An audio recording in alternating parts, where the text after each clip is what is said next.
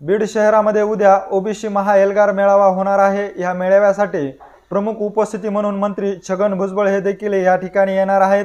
याचबरोबर ह्या मेळाव्यासाठी बीड जिल्हा मुंडे बहीण भावांचा बालेकिल्ला म्हणून पाहिला जात आहे। हे दोन्ही देखील बहीण भाऊ जे आहेत या मेळाव्यासाठी हजेरी लावणार असून ओबीसींच्या न्याय हक्कासाठी ते उद्या कशा प्रकारे आपली भूमिका मांडणार आहेत हे देखील पाहणं तितकंच महत्त्वाचं ठरणार असल्याचं बोललं जात आहे। उद्या बीड शहरामध्ये 4 वाजता हा मेळावा संपन्न होणार आहे।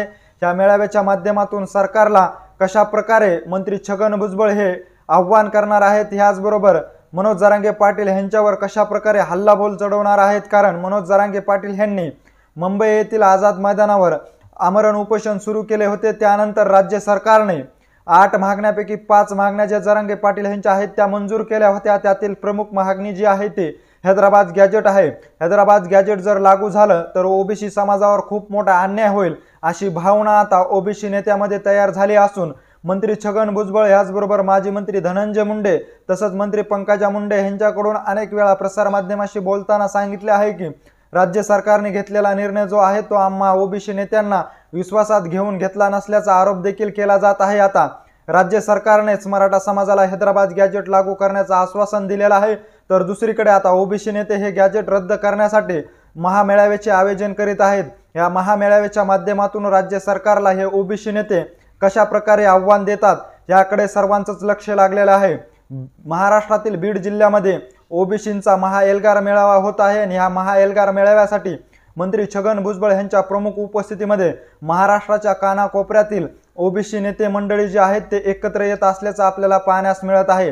या सर्व ओबीसी नेत्यांनी एकत्र येऊन ओबीसी आरक्षणावर होणाऱ्या अन्यायाविषयी कशा प्रकारे आवाज उठवत आहेत हे देखील पाहणं या मेळाव्याच्या माध्यमातून खूप मोठं महत्त्वाचं ठरणार असल्याचं सर्वसामान्य जाणकार व्यक्तीकडून बोललं जात आहे। कारण सध्या जर पाहिलं तर जिल्हा परिषद, पंचायत समिती, नगर परिषदच्या निवडणुका आलेल्या आहेत। या निवडणुकीच्या पार्श्वभूमीवरच हा मेळाव्याचे आयोजन तर केले नाही ना असा देखील प्रश्न आता ह्या जाणकार व्यक्तीकडून केला जात आहे। तर दुसरीकडे जर पाहिलं तर हैदराबाद गॅजेट ज्यावेळेस लागू झालं होतं त्यावेळेस सर्व मंत्र्यांना विश्वासात घेऊनच हे गॅजेट लागू केलं असल्याचं एकीकडे राज्यातील मंत्रिमंडळातील चांगल्या जबाबदार नेत्याकडून हे वक्तव्य केले जात आहे, तर दुसरीकडे मंत्री छगन भुजबळसह धनंजय मुंडे यांच्याकडून असं देखील सांगण्यात येत आहे की आम्हाला विश्वासात न घेता हे हैदराबाद गॅजेट लागू करण्याचा निर्णय राज्य सरकारने घेतला असल्याचं देखील सांगितलं जात आहे। उद्याच्या मेळाव्याच्या माध्यमातून हे ओबीसी नेते राज्य सरकारवर हल्लाबोल करतात की मनोज जरांगे पाटील यांच्यावर हल्लाबोल करतात हे देखील तितकंच महत्त्वाचं आहे। कारण राज्य सरकारकडे जर हल्लाबोल केला तर ओबीसीचा आरक्षणावर आलेला गदा कुठेतरी थांबण्यासाठी राज्य सरकार पावले उचलू शकते, परंतु मनोज जरांगे पाटील यांच्यावर जर हल्लाबोल केला तर कुठेतरी राजकीय पोळी भाजण्याच्या दृष्टिकोनातूनच हा मेळाव्याचे आयोजन देखील करण्यात आले असल्याचं देखील जाणकार व्यक्तीकडून अशा प्रकारे बोललं जात आहे। त्यामुळे उद्याच्या मेळाव्याच्या माध्यमातून मंत्री छगन भुजबळ असतील, मंत्री पंकजा मुंडे असतील, ह्याचबरोबर माजी मंत्री धनंजय मुंडे असतील, हे कशा पद्धतीने ह्या ओबीसी आरक्षणाविषयीची भूमिका मांडतात याकडे संपूर्ण महाराष्ट्राचं लक्ष लागलेलं आहे।